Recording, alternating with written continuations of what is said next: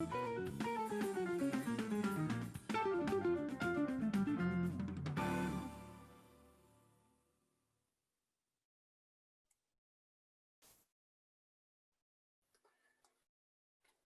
everyone.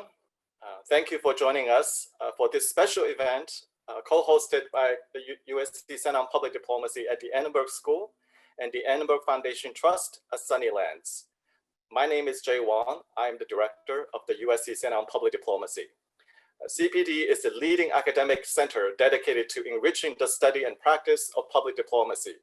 We are housed in the Annenberg School for Communication and Journalism at the University of Southern California.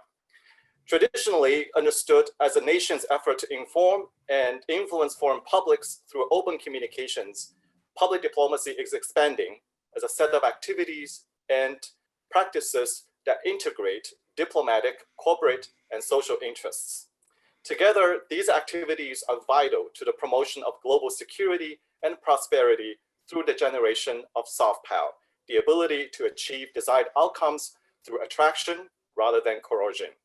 Public diplomacy is increasing in importance and prominence in light of the global uncertainty and the risk. So what does thinking like a diplomat mean, or acting like a diplomat mean, to not only foreign policy context, but also in the broader context of international interactions by, for instance, corporations, NGOs, of cities, and a host of other actors of growing global consequence. Today's program explores these various facets of diplomacy and public diplomacy that represent the dynamic intersection between communication and global affairs. Before we get started, I'd like to point out a few features and functions of the webinar platform. Our audience members will be in listen-only mode during the duration of the program. We encourage you to submit your questions through the question functions in your control panel throughout the discussion, and we will address them during the Q&A session. If there are any questions, please send email to cpd@usc.edu. Over the years, the Center on Public Diplomacy has partnered with many outstanding organizations to convene scholars and practitioners for discussions on vital issues in the field of public diplomacy. We are very delighted to partner with the Annenberg Foundation Trust at Sunnylands for today's event. I'd like to invite Catherine Doherty, Chief Strategy and Retreats Officer at Sunnylands, to give welcome remarks. Ambassador Doherty joined Sunnylands early this year after a distinguished career with the US Department of State, leaving the agency as a Dean of the Foreign Service Institute. That's the State Department's premier training facility for US diplomats. She also served as the US Ambassador to Cyprus. So Ambassador Doherty, welcome and thank you for joining us. Thank you, Jay, Willow, and the USC Center for Public Diplomacy and the Annenberg School of Communication and Journalism. It is great to see the partnership between the different Annenberg entities. Sunnylands is the estate that belonged to Walter and Leonore Annenberg. And during normal times, we host meetings of leaders to try to discuss and to resolve global challenges. I'm excited to hear Ambassador Marshall, a long-term friend of Sunnylands. Her previous position as Chief of Protocol is one of historical significance to Sunnylands and the Annenberg family. In 1981, President Ronald Reagan appointed Leonore Annenberg as Chief of Protocol. And although she was in that position for just 1 year, it was a diplomatically intense period of time when she oversaw the visits of the British Prime Minister Margaret Thatcher, Prince Charles, Canadian Prime Minister Trudeau, Israeli Prime Minister Menachem Begin, and King Carlos and Queen Sofia of Spain, and King Hussein of Jordan. In her role as Chief of Protocol, Ambassador Marshall very much continued the legacy set forth by Ambassador Leonore Annenberg. It was also fitting for Sunnylands to be the site of the summit meeting between President Obama and Chinese President Xi, the first ASEAN meeting in the United States, and the visit of King Abdullah of Jordan. We look forward to hearing from Ambassador Marshall about her experiences in the Obama administration and how she helped put forward and make more positive our diplomatic relationships with many, many countries.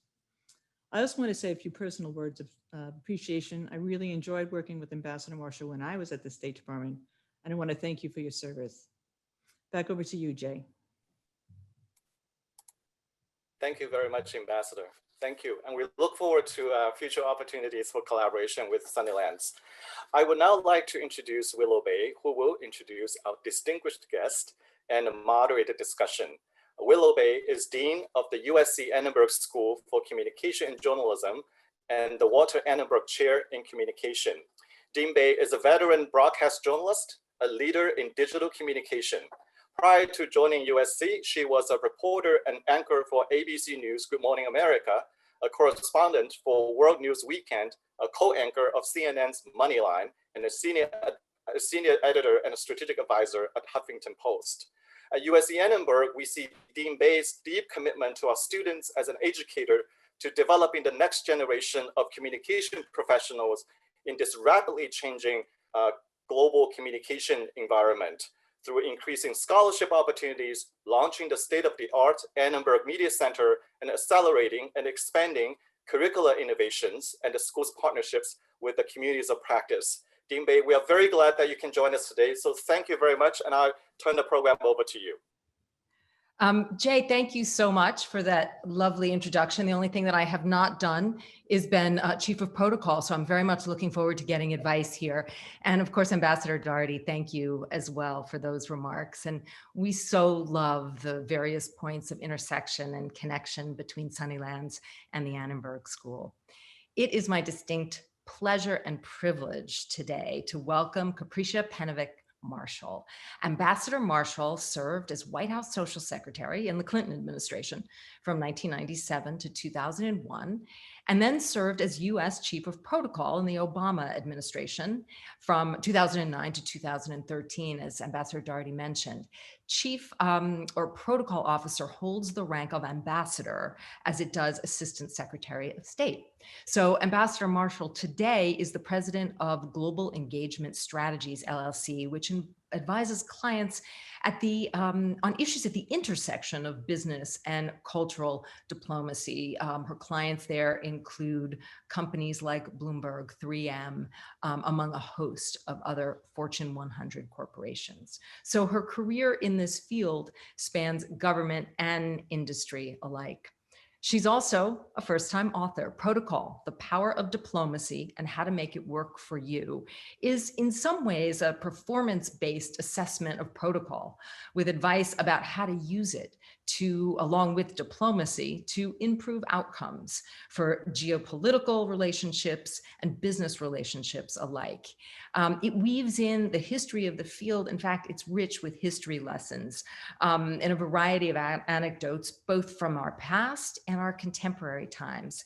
And it also weaves in Ambassador Marshall's own personal background and experiences. Ambassador Marshall, welcome. Congratulations on the release of your book. I'm so enjoying it. And I've been listening to the audio version, so I love that your voice is at least on part of it. Thanks for this reader and listener for that. Welcome. Well, thank you. Thank you so very much, Willow. It is a pleasure to be here with you. And I'll tell you just a little bit that regrettably, I was supposed to read the entire book.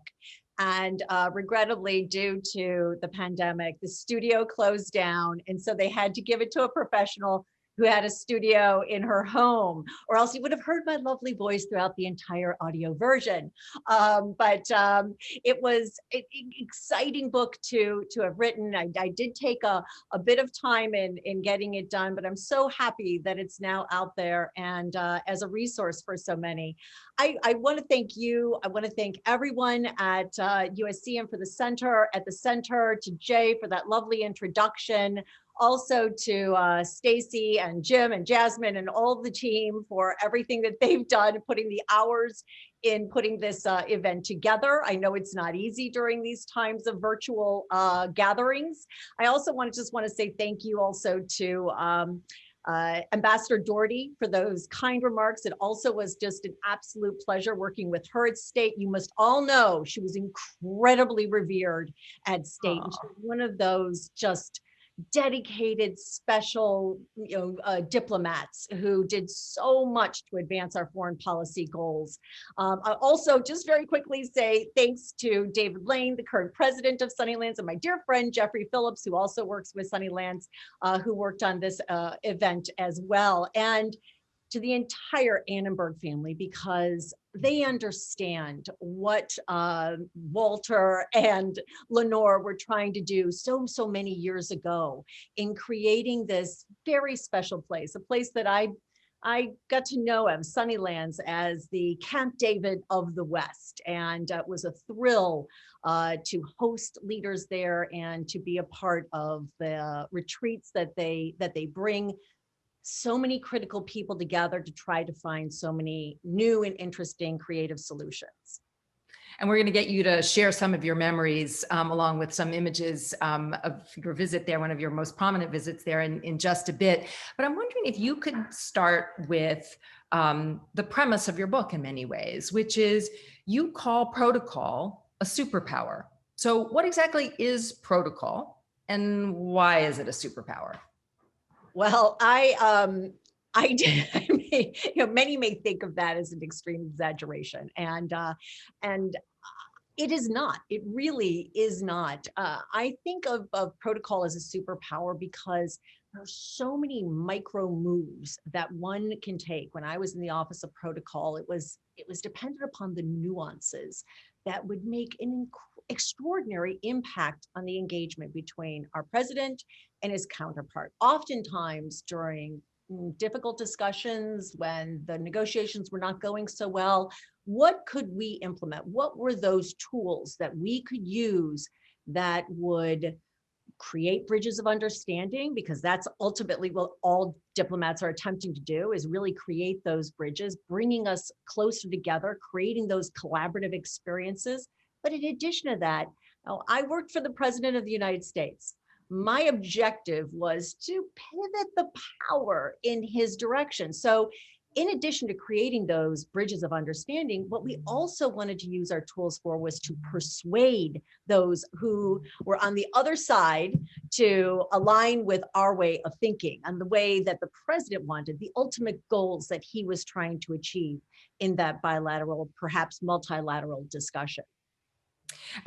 You wrote about the relationship between protocol and diplomacy as protocols initiating the wheels of diplomacy. Sounds as if you got a lot of wheels moving in the right direction. Well, yes, I've always thought of protocol as the foundation for diplomacy. What we created was a roadmap for every interaction for the president, the vice president, the secretaries of state, the secretary of state, the first lady. We made sure that they were on a well-crafted plan so that they could avoid any pitfalls, any potholes along the way, because when that happens, then it deviates away from their intention. And oftentimes the press, as you know, Willow, will go along with them. And no, we're no longer looking at how we're trying to strengthen this relationship, what those important policy matters are that we're attempting to achieve. We're now looking at the oopsie doodle, the problem, the thing that didn't go quite right. So our objective always was making sure that we had that well-crafted plan for them and that we were embracing. We created a framework, a structure within which diplomacy could take place. I like that, the oopsie doodle. It's a very technical State Department term, no doubt. Had a few of those. Oh, good. Any you'd like to share? Oh, goodness, I do share them in the book. And I feel strongly that I couldn't go around just writing a book saying, woohoo, wasn't I just so fantastic? I had to also share the things that didn't go quite right because they were lessons in and of themselves. For instance, during a UN General Assembly, UN General Assemblies is where the world converges on New York. I'm sure you remember these well, Willow. And it's a lot of activity. When the president, the secretary of state go to New York, we are working around the clock. The Office of Protocol, I literally sometimes got like 2 hours of sleep, if that, a night. We're just constantly working. And one particular year, President Obama decided to challenge us just a wee bit more. And and asked for the ASEAN summit to be hosted during the UN General Assembly. And so this meant we put together a whole summit as well. And we were stretched a bit thin. So our team, we regrettably delegated a bit of our duty away and asked others who are not part of the protocol team to post the flags. Now, flags are incredibly important. It's a symbol of a nation. So my duty is to brief all of the leaders. I had 13 presidents, prime ministers, et cetera, to brief and then to line them up and to escort them out onto the dais for the plenary session. After I'd finished, I returned back to the backstage area and was thinking, now what's the next event? Suddenly, one of the protocol officers who was with me came rushing up to me, and this woman never ever flusters. And she was very flustered. She said, Capricia, we have a serious problem. So what's the problem? And she said, a flag has been hung inappropriately. And I said, and she's like, it's the Philippines flag. And I said, okay. And she said, and not only that, the manner in which it is hung indicates that the Philippines is at war. And so social media was going crazy. The press was going nuts on us. And I was like, oh gosh, okay, think fast. First, fix it. So went out, sent the team out to go fix it. Second, address this problem immediately, make my apologies. I should have been the last two eyes that looked at those flags. I should have been the person affirming that they were hung appropriately. So the buck stopped definitely with me, but I had to act fast. So I sought out the ambassador who was already making his way down the hallway towards me and profusely apologized, completely accepted complete responsibility for it. Then we gave a written statement as well of apology so that we can sort of quell everything that was happening online and with the media. But the last person I needed to apologize was my leader. So when he returned off of the dais, finishing the plenary session, I walked up to him and very downcast eyes said, I am so very sorry, sir, explained everything that happened.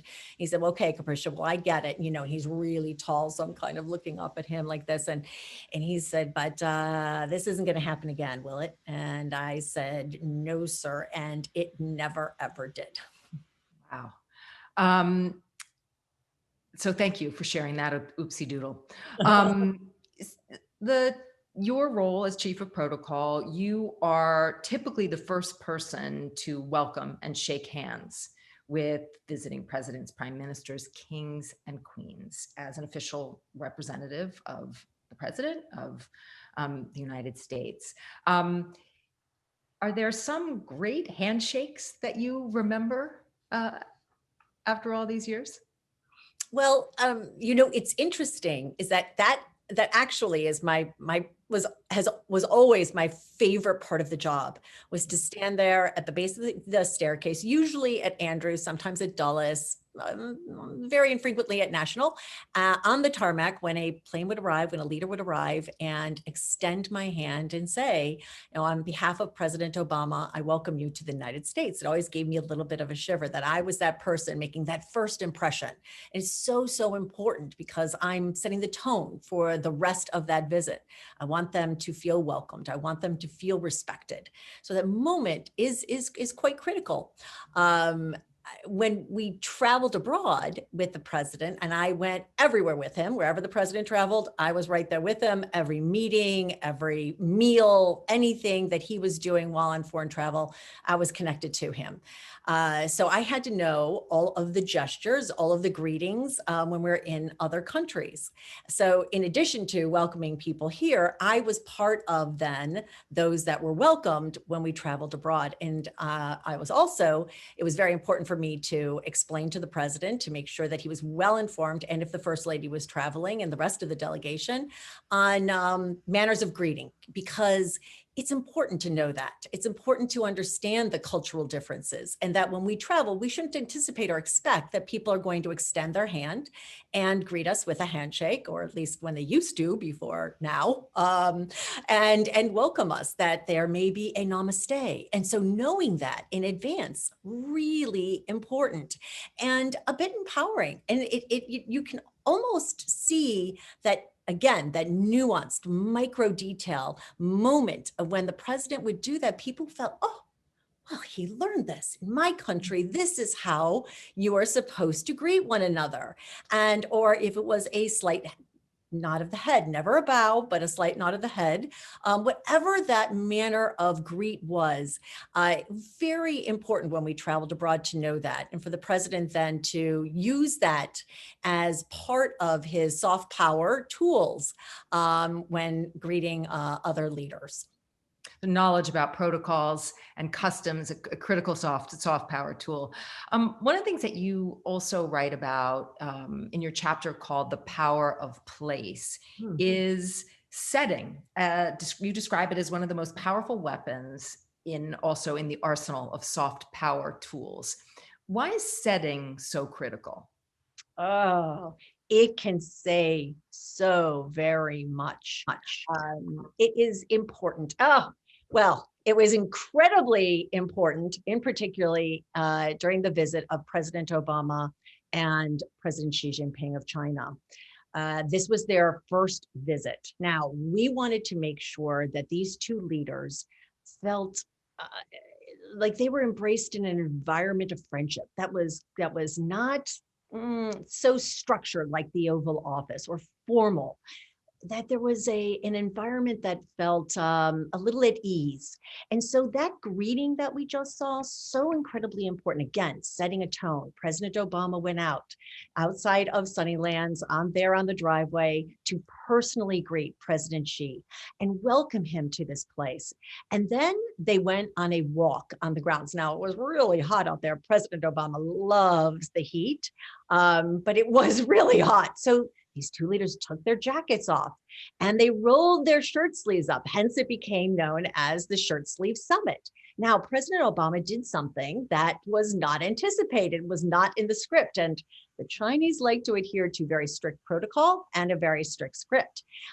He paused, he stopped, and he sat under the veranda, the exquisite veranda, so that they could look out over the mountains of the lush greenery of Sunnylands and have a one-on-one discussion, really kind of, toe-to-toe, knee-to-knee there. And that was important because, again, we were trying to create an environment where they were literally getting to know one another, resetting this relationship.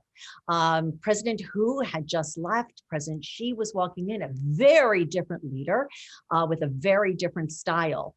And so once they finished with their walk, we had them pause on a bench. And that bench was created very specifically as an exchange between a gift from President Obama to President Xi, one that we worked with the Sunnylands staff on. It's one of those benches, one of those welcoming benches that are dotted all over Sunnylands. I want to say, as friends, here we are sitting together on this bench, having a conversation. And if their backs and legs were not in the way there, you can see the messaging talking about this visit and the importance of this visit that we had carved onto the bench. And there's lots of symbolism in the bench itself. I believe there are 8 slats because 8 is a very lucky number, and a whole host of other bits of symbolism in this bench. And President Xi was so thrilled to receive this gift. They immediately moved it straight to their motorcade so that it would fly home with him on his plane. And then after they finished with their discussion and their walk outside, it was now time to really get down to business.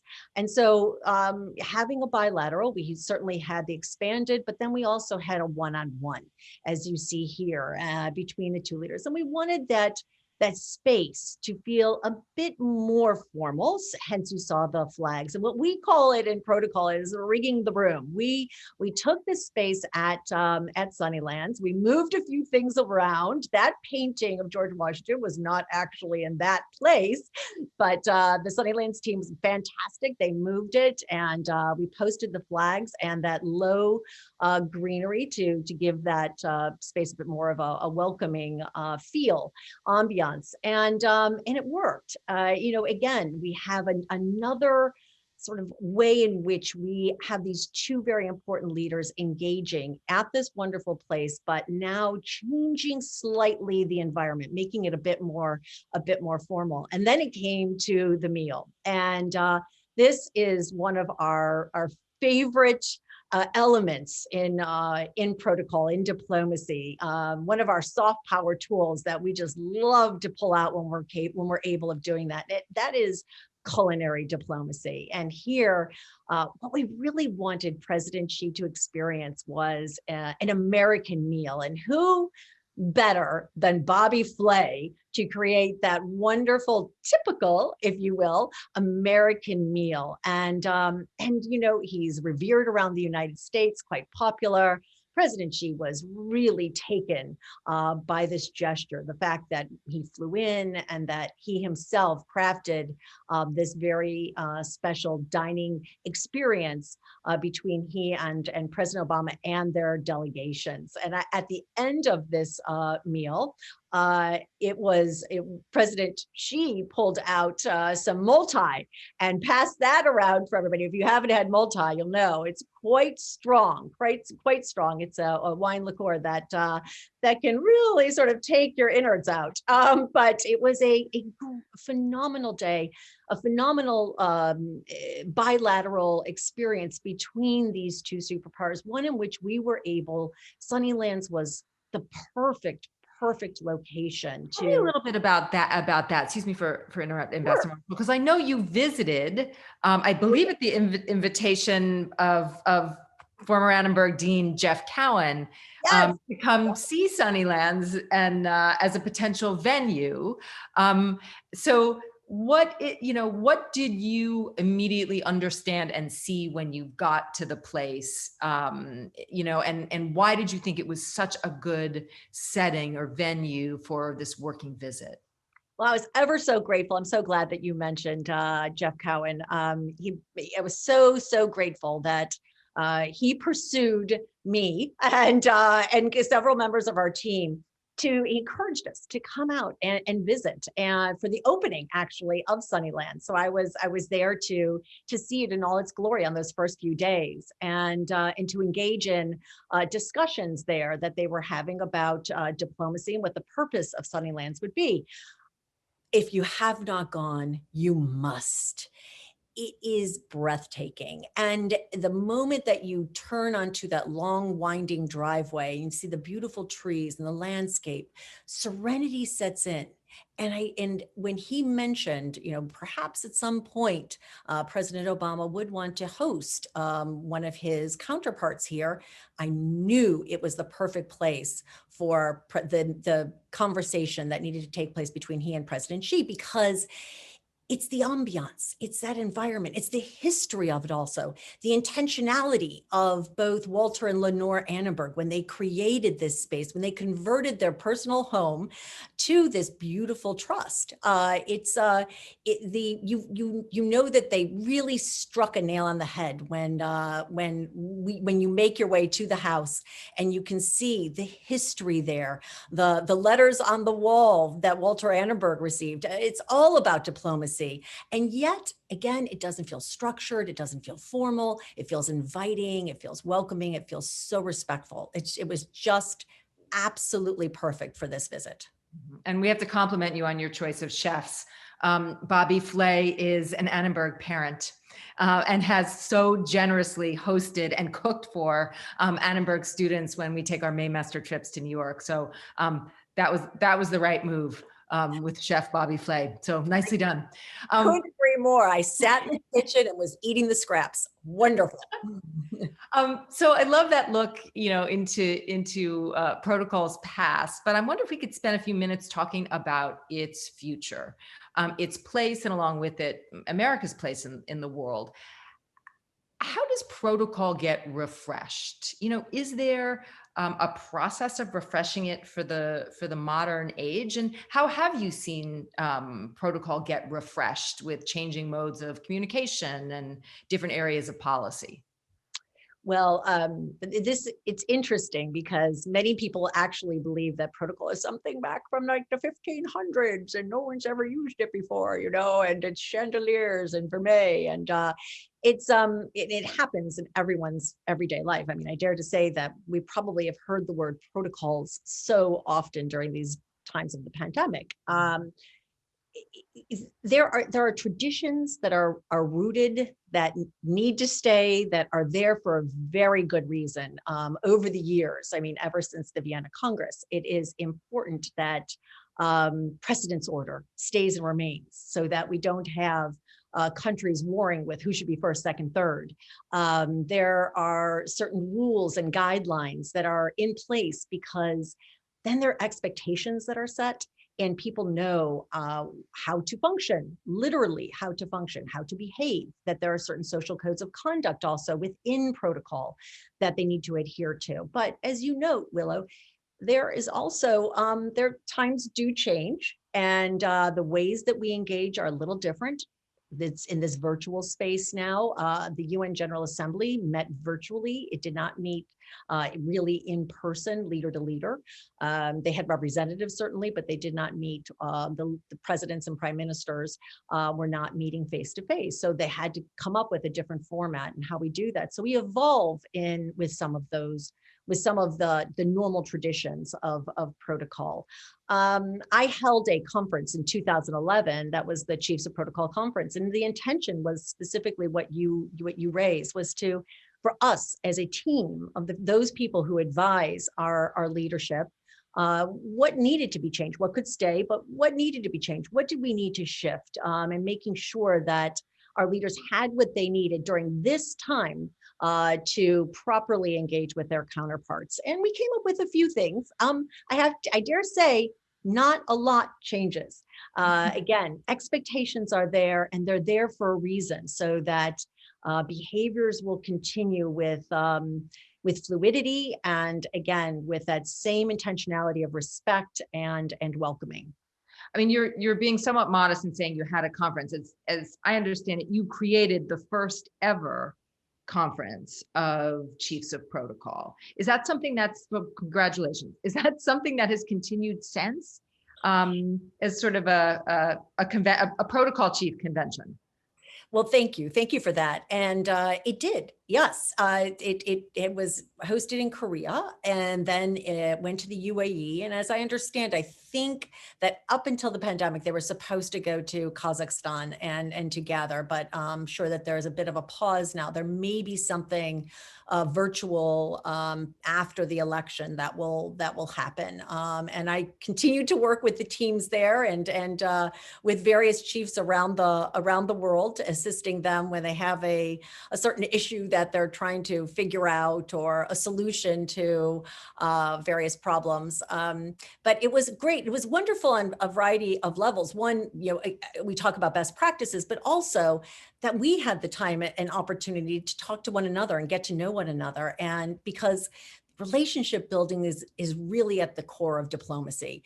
You got to build up those relationships. You have to create respectful relationships, but more so, you have to create trusting relationships, because when the chips are down and your president turns to you and says, I need X, Y, and Z, and I need it in 5 minutes, I need to be able to turn to my counterpart in that country and say, can you help me out? And they just go for it, because you've already built those bonds of friendship, those bonds of trust. I have to ask you, you've been very eloquent in describing, protocol as rules around how to behave, codes of conduct, keeping us in line. But, we're now living through chaos of a war in the world, and in particular in this country, in which elements and standards of protocol are shattered routinely. So how do you, as somebody who advises on protocol, advise us as to what to do now?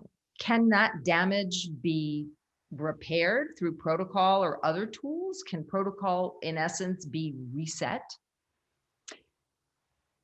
I, like you, have been a bit taken aback by the current times. It is hard in understanding completely this degradation of friendship, of relationship, of our society. And I think that it absolutely is salvageable, and protocol is at the core of assisting in doing this. What we did on the large global stage can be part of people's everyday lives. And that was really the intention of my book.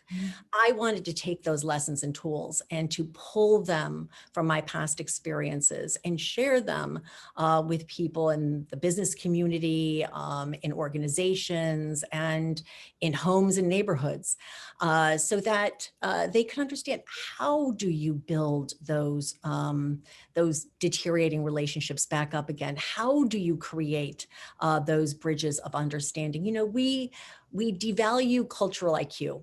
And it really is so incredibly important to understand what our own cultural IQ is. Who are we? Where do we come from? What do I tell people? What comes from me when I meet someone for the first time? What am I transmitting? And you know, much easier, of course, when you meet someone face to face, but in particularly in the virtual space. And what am I missing? What am I not? And I am suggesting to parents, to teachers, to businesses during this time is take the opportunity to teach your children, to, you know, really sort of educate your staff on how to reset their cultural IQ. How do you learn more about that other person? Because in the end, when you expand your thoughts, when you are curious about others, when you learn more about them, when you take the time to do the research, like I did for the President of the United States, about someone who is not like me, you can create better relationships. You open those channels of understanding, of channels of communication, so that connectivity can actually take place. When you stay closed off, when you stay insular, we'll never create those bridges. And so those are the suggestions that I have been really making strongly to people in business. I say hire a cultural officer, someone who understands your business culture, but also who can help onboard the staff, who can create a good environment for cultural differences, because we do know when we have diversity around that decision-making table, better decisions are made. So when we invest in it, we get better outcomes. And to your point, you know, that cultural IQ, we shouldn't assume it's something that we just have, right? It requires an investment in time to do the real work of learning and understanding, or an investment of resources to bring people onto your team who bring that expertise or that bandwidth to really do that work for you. I have tons more questions for you, but I think if it's okay with you, Ambassador, we're going to go to some audience questions. So I'm just going to, excuse me, I'm going to read from my chat so that I get this right. And Stacy, you can feel free to unmute if I'm not getting this right, Stacy Ingber. Protocol and ceremonial are sometimes used interchangeably by international relations practitioners. So what are the differences between the two, or are they the same? Ceremonial is a part of protocol. So there is, again, as I stated earlier, the structure that we put in place, that framework for diplomacy. And a part of creating that framework are those critical ceremonies.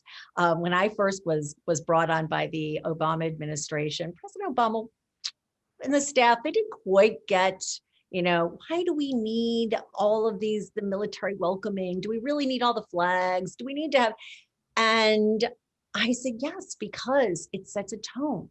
It conveys to your counterpart that you are honoring them. And it's really important. You'll see the notable difference when you have them, when you have the military guard lining the North grounds, and when you don't.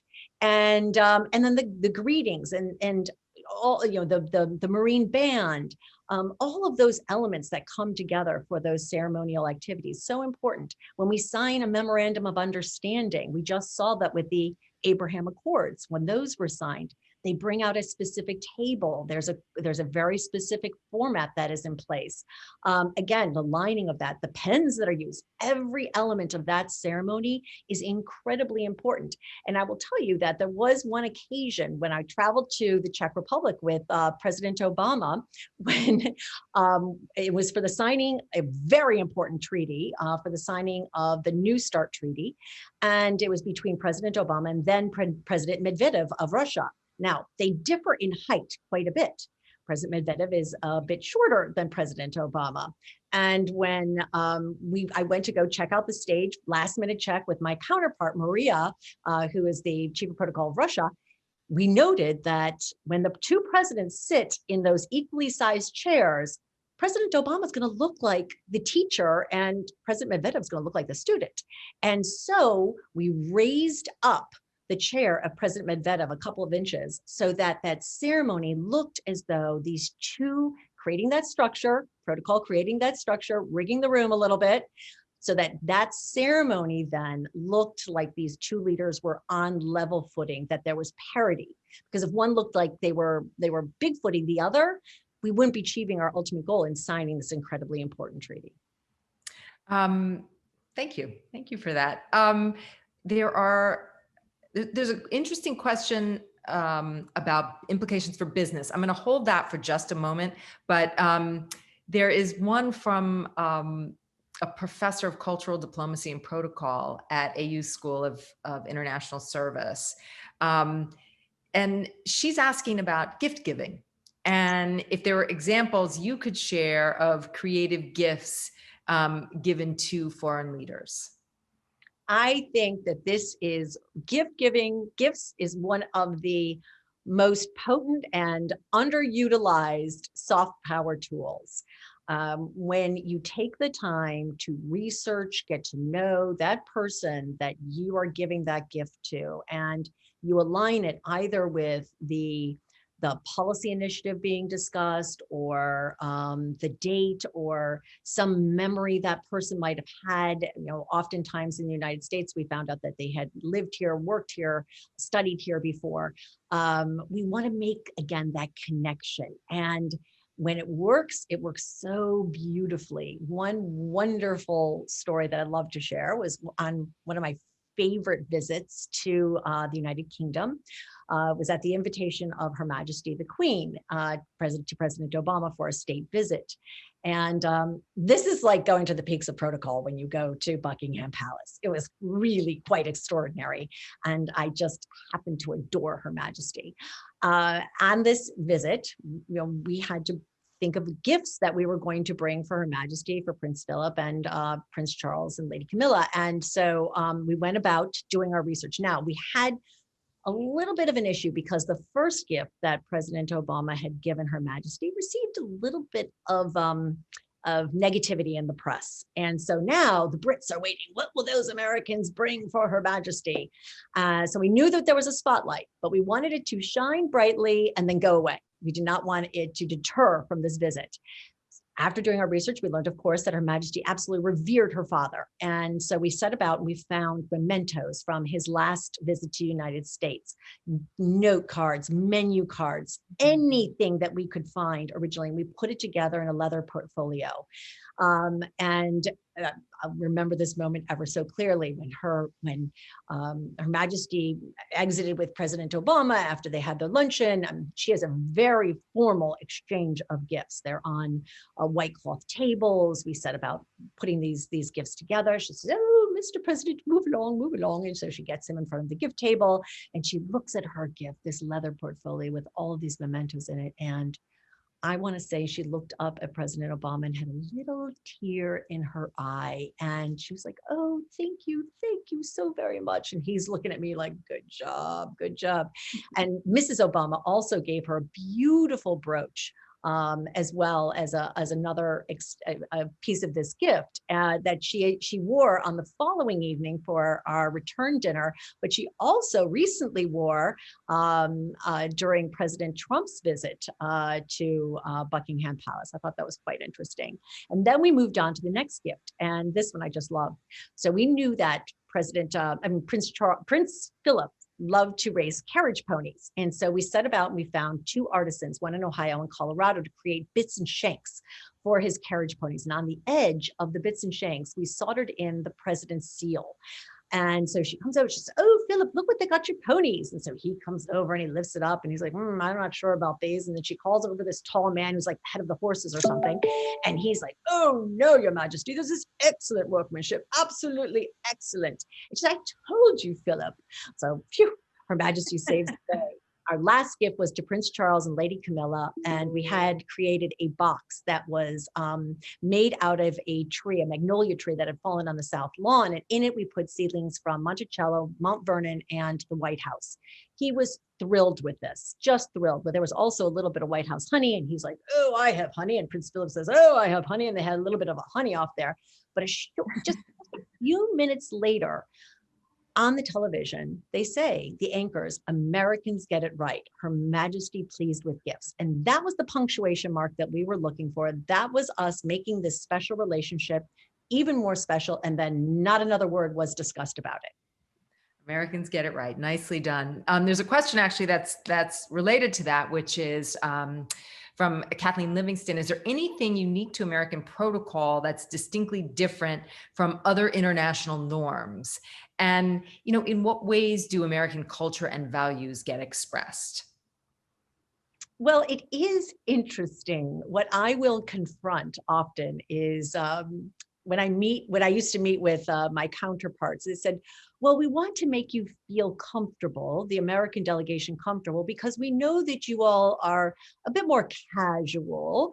And I was like, "Oh, we are." And so there's this assumption that Americans are a bit more casual in our interactions. Now, I would dare say that there is a bit of truth to that, in the sense that we get down to business very, very quickly. We're very transactional.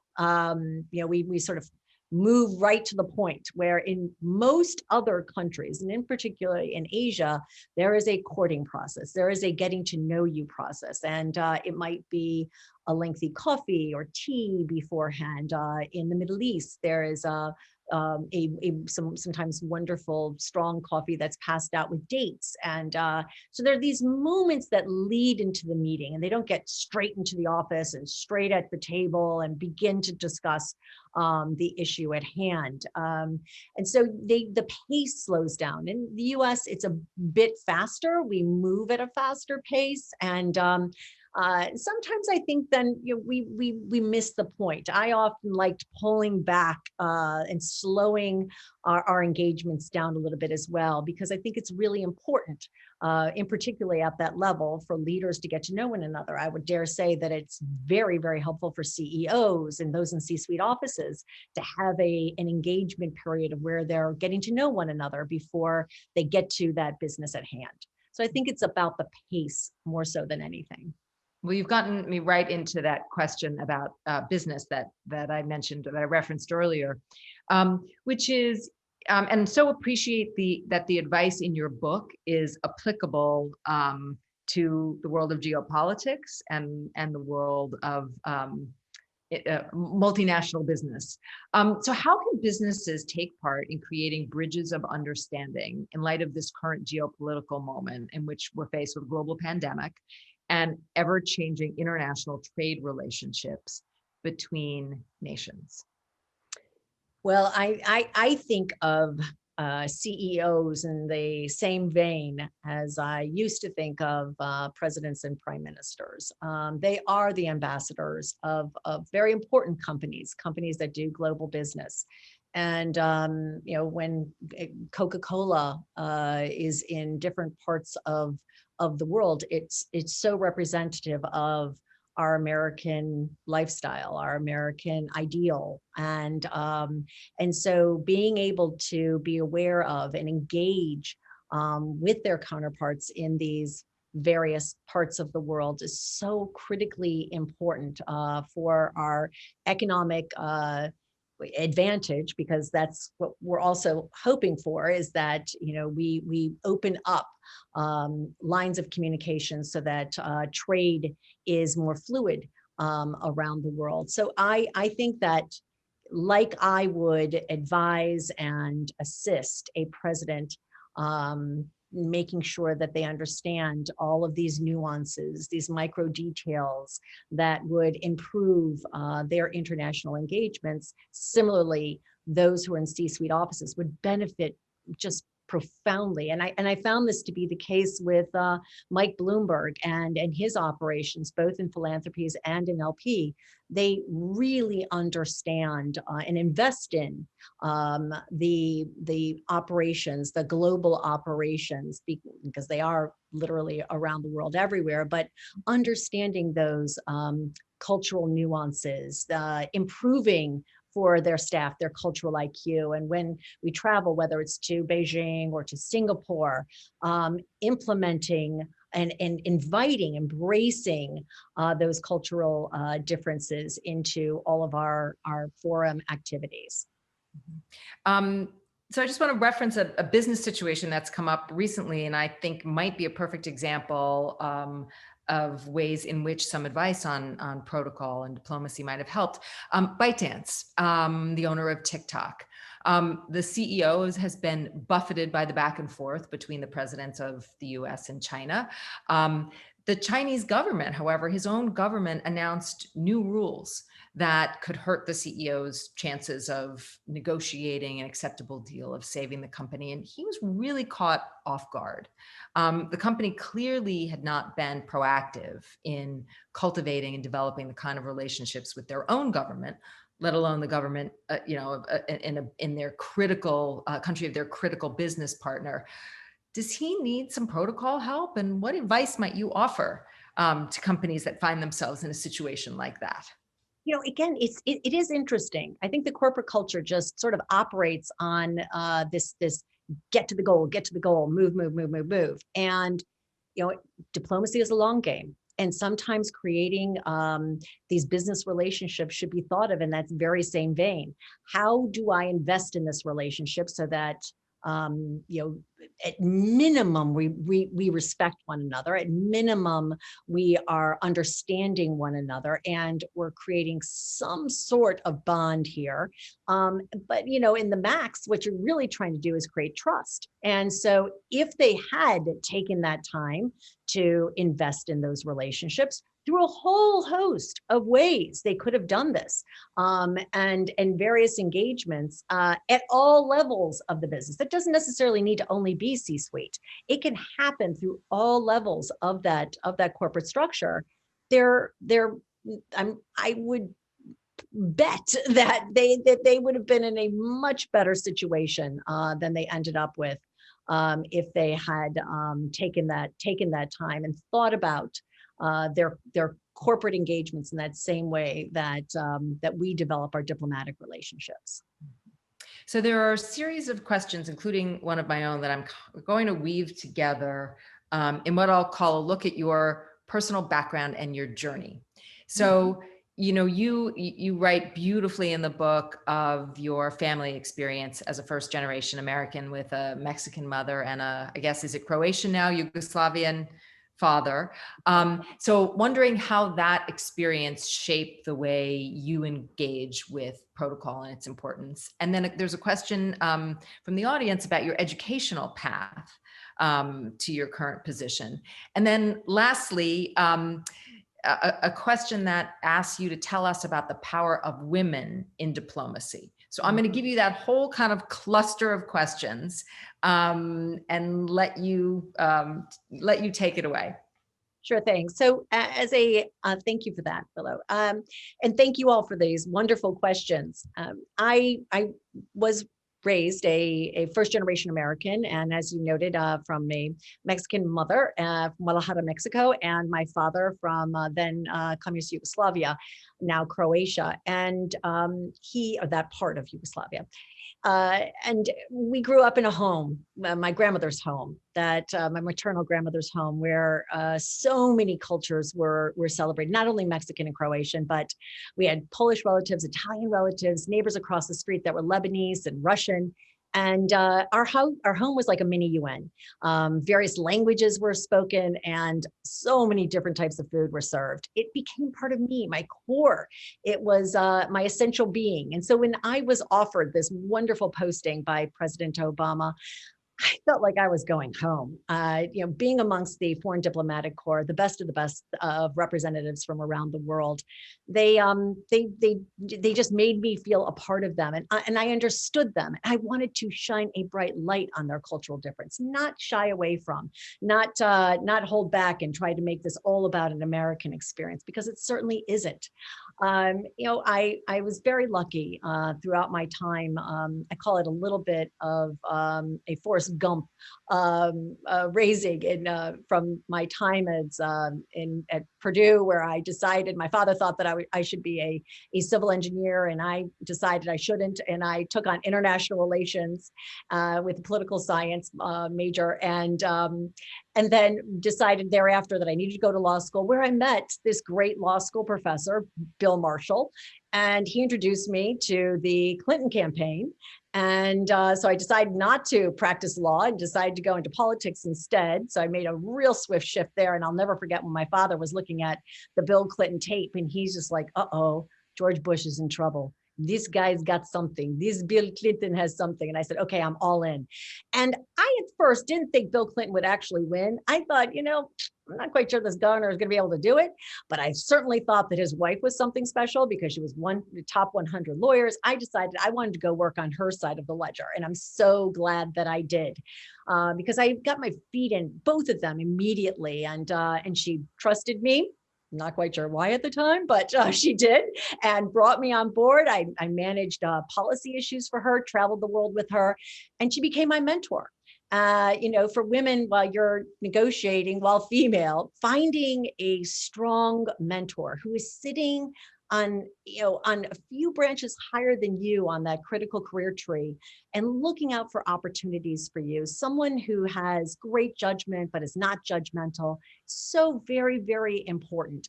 And Hillary was that person for me. From the moment that I started working for her, she was invested in my career. She promoted me from special assistant to become deputy assistant to the president and social secretary. And then when she was asked to become Secretary of State by President Obama, she was the one who put my name forward and said, Capricia Marshall should be your chief of protocol. She knew I always was interested in that job. So for women, I think it's so very important to find that person, no matter where you are in your career path, but find that person that you can trust, that will invest in you, invest in your career, and use you as a person, and will sometimes say to you, hey, are you sure you want to do that? Is that path you want to go down? And might ward you off of some bad turns. For me, it's been an extraordinary development from that time in my grandmother's teeny home in Cleveland Heights, Ohio, through the halls of the White House and then the State Department, and being able to stand alongside secretaries of state and presidents of the United States, offering my advice and guidance to them. I would also say to young folk that intern in our government, it is so incredibly important to try to learn from, as they say, the ground up. There's so many wonderful, wonderful opportunities in government to have internships that offer you an extraordinary amount of responsibility. In the Office of Protocol, we gave them everything. You never were running for lunch or getting someone's laundry or anything like that. You were really put at work, and I think learned some valuable tools while you were in those positions. We only have just a few short minutes left. So I want to ask you, because I was touched by this when you wrote it. You wrote that you've always believed in America's goodness, in large part shaped by your childhood and your background. Do you still? Do I still believe in America's goodness? Mm-hmm. Absolutely. At the core of what our forefathers fought for. They came to this country with an understanding that there were people from different beliefs, different backgrounds, and wanted to create a nation that celebrated that honored that protected those differences. We are certainly experiencing some troubled times, and I think that we're testing We're testing our institutions. We're testing the Constitution, and we are putting each other in positions where we must. I'm trying to think of the diplomatic word of way of saying this, is that we're struggling, and we need to recall the tenets of the foundation of our country, why we are so great as the United States of America, what does create our greatness. And I think of my father, who came to this country as an immigrant with $4 in his pocket when he arrived to Cleveland, Ohio, couldn't speak a word of English. And yet he was embraced. He was made part of. There were some troubled times, back then, certainly not easy for a man with a very thick accent. And there were some hurdles that he had to overcome, but he did achieve the American dream. For him, all the promises that this country held came true. For his child to have worked in the White House, for the opportunities that he had. No other nation provides that like we provide, that I believe. And I still believe in the goodness, the heart of every American, and that we will go through this healing process together. It's going to take some work. It's going to take time, but we will come out at the other end much better and much stronger. Ambassador Marshall, thank you for those closing words. I think we all needed to hear that for our souls and our spirits and our patriotism. So thank you. I'm going to ask Jay and Ambassador Daugherty if they're available just to turn on their cameras so that we can all thank you together for sharing your time with us, congratulate you on the launch of Protocol. I highly recommend it to all of you, either audio or that real thing called a book that we turn the pages of.